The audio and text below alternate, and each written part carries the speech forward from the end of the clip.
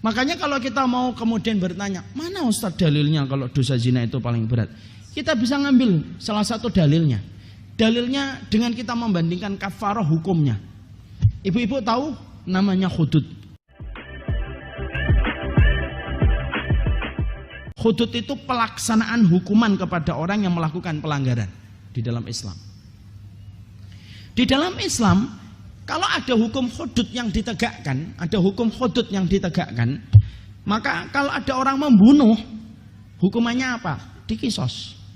Itu apabila orang itu berzina. Membunuh dikisos.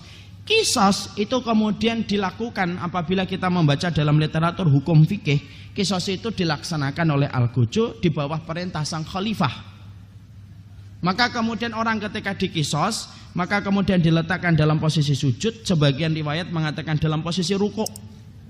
Pedang yang kemudian dipakai untuk mengkisos itu adalah pedang yang betul-betul tajam. Tidak boleh kemudian pedang yang tumpul, yang tajam, yang sekali tebas putus kepala dari jasadnya. Tidak boleh pakai cutter, pakai pisau dapur, tidak boleh. Makanya ketika dia ditebas tek gitu, putus dia, selesai. Sakit yang dia terima dalam hitungan sekian menit, sepersekian menit, selesai. Itu hukuman kisos. Beda. Orang kalau melakukan zina, baru sekali dia melakukan zina. Orang yang melakukan perbuatan zina kalau sekali, dia dicambuk 100 kali. Kalau baru sekali, belum nikah, belum kemudian berzina sebelumnya, baru sekali dia berzina, dicambuk 100 kali. Wa taghribu am. Dan kemudian dia diasingkan selama 1 tahun, disesuaikan atas kebijaksanaan pemimpin dan khalifah saat itu. Boleh dipenjara, boleh di puncak gunung, boleh ditaruh di bawah tanah selama 1 tahun. Itu kalau dia baru berzina.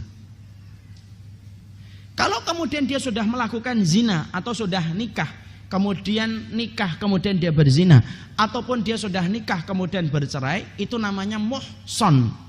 Orang yang kemudian muhsan ketika dia berzina, maka kemudian tidak ada hukumannya kecuali dirajam.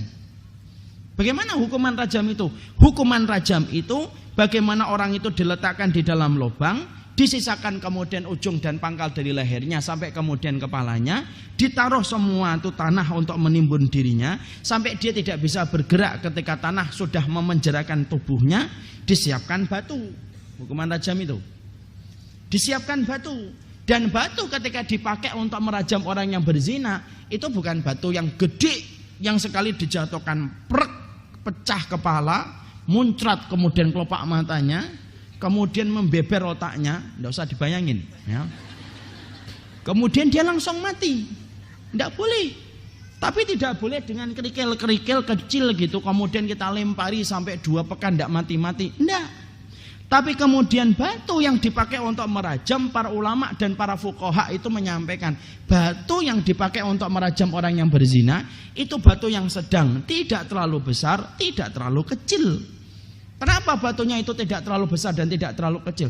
Supaya ketika hukuman rajam nanti diletakkan sama orang yang berzina, ketika dia muhsan, dilempar prek gitu, ditunggu dulu, prek, supaya seluruh tubuh dan syarafnya itu merasakan sakit, sebagaimana seluruh syarafnya itu merasakan nikmat ketika dia berzina.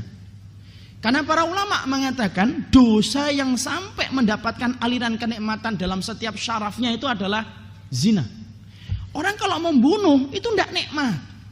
Dia kalau membunuh jeruk gitu, mati, aduh mati, kan gitu. Tapi kalau orang berzina, maka kemudian dari ujung rambut sampai ujung jempolnya dia merasakan kenikmatan. Para ulama mengatakan hukumannya kenapa seberat itu? Karena tidak ada kenikmatan yang paling Allah murkai dalam kehidupan manusia yang dia dapatkan dari kehidupan manusia kecuali kenikmatan yang dia dapatkan dari zina. Makanya dilempari batu tidak terlalu besar supaya tidak langsung mati, supaya setiap lemparan batu ketika mengenai orang yang berzina itu terasa dari ujung rambut sampai jempol kakinya, itu kerasa dulu sampai betul-betul nanti meninggal dunia. Itu baru di dunia. Itu baru di dunia. Itu untuk gambarkan Dan ditambah lagi para ulama kemudian mengatakan sesungguhnya bedanya antara hukuman rajam dengan hukuman kisos. Hukuman kisos itu boleh untuk disembunyikan dari publik. Nih, ditutup. Sang khalifah kemudian berkata, kisos hari ini di Masjid Al-Falah jangan dilihat orang, ditutup tempat kisosnya. Khalifah boleh menentukan kayak gitu kalau hukuman kisos. Lalu ketika hukuman rajam, para ulama itu mengatakan beda dengan hukuman rajam. Kalau hukuman rajam itu dilaksanakan, maka dia tidak boleh ditutup. Dan janganlah belas kasih kita itu menghalangi kita untuk melakukan perbuatan dan ketetapan hukum ini, kata Allah. Jangan sampai belas kasihan kamu itu menghalangi kamu untuk melakukan tindakan ini, kata Allah. Dan hukuman rajam itu harus dibuka dan tidak boleh ditutup dari publik. Semua orang harus melihat, semua orang harus bergedik takut supaya kemudian dia mikir 1000 kali sebelum dia berzina. Itu hukuman zina. Makanya sampai kemudian kita dapatkan tidak ada dosa yang sampai semengeri ini ketika Allah meletakkan hukuman hudud kecuali berzina. Yang hari ini ketika zina itu kembali dihalalkan oleh manusia. Sampai orang itu menganggap zina itu termasuk hal yang biasa. Sampai kemudian menganggap kalau ada orang yang tidak melakukan zina itu termasuk orang yang ketinggalan zaman, tidak akan mendapatkan suami. Itu merupakan bisikan syaitan, karena mereka tidak pernah paham bagaimana kedudukan zina itu di hadapan Allah. Hari ini kan zina itu kembali dihalalkan.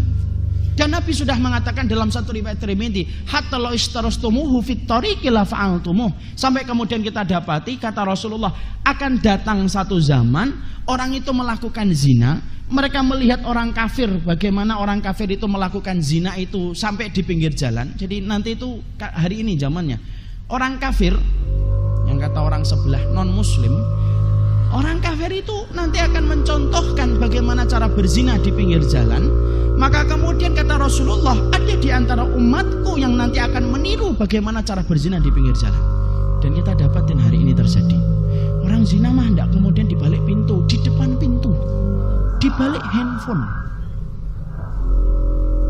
Dan melalui pesan-pesan yang kemudian bersambung dari satu dan yang lain sampai kita mendapati grup-grup pun melakukan perzinahan secara online.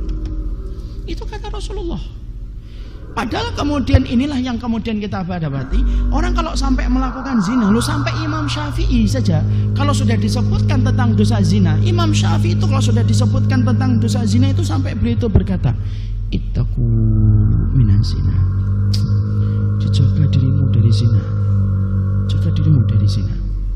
Karena zina itu kata Rasulullah, kata kemudian Imam Syafi'i, lu sampai orang yang berzina pulang ke rumahnya, lalu kemudian dia tidak bertobat, masih tersenyum ketika habis berzina atas nama hari kasih sayang contohnya, dia pulang ke rumahnya habis melakukan zina, kata Imam Syafi'i, lu sampai tikus yang ngendon di rumah itu pun akan mendapatkan laknat selama orang yang berzina di rumah itu tidak bertobat kepada Allah. Antum bisa bayangkan itu.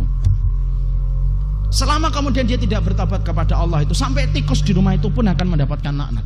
Makanya kita tidak bisa bayangkan ada orang berzina, seorang perempuan, sampai kemudian dia berzina, pulang ke rumahnya, ketemu bapaknya, kemudian dia gelindot manja dengan bapaknya, kemudian ibunya memasakkan nasi goreng, padahal dia baru saja dia berzina.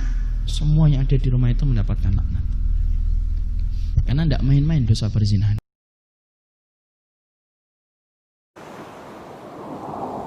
Tertipu,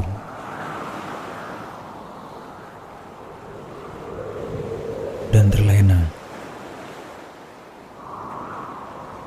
tak dapat bedakan antara cinta dan nafsu durjana,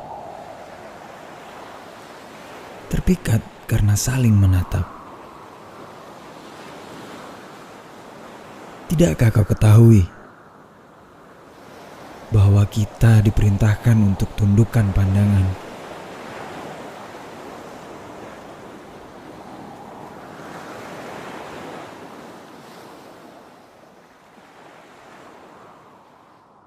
Kau biarkan syahwatmu terbuai rayuan syaitan yang mengatasnamakan asmara. Tidakkah kau takut akan peringatan yang nyata?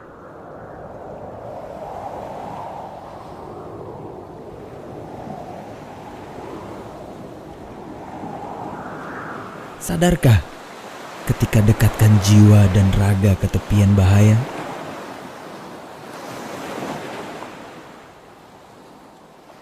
Maukah terima nasihat bijaksana ketika terlena?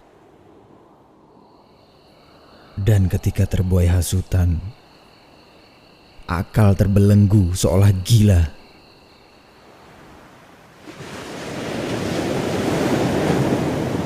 Namun seusai dahaga sirna, hanya tersisa air mata tumpah bagai bencana.